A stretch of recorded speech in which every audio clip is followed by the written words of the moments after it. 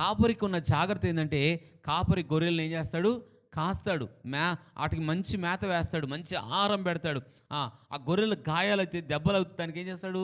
ఆ గాయాలను కూడా కడతాడు. ఈరోజున్న కాపర్లు, సేవకులు ఏమున్నారంటే దోచుకునే కాపర్లే ఉన్నారు, దండుకునే కాపర్లు ఎక్కువగా ఉన్నారు. మనం ఈరోజు పెద్ద పెద్ద సేవకులు కూడా వారి సమస్యలు చూడరు, వారి కష్టాలు చూడరు, వారికి ఉన్న బాధలు చూడరు, వాళ్ళ ఎద్దుకు వెళ్ళరు.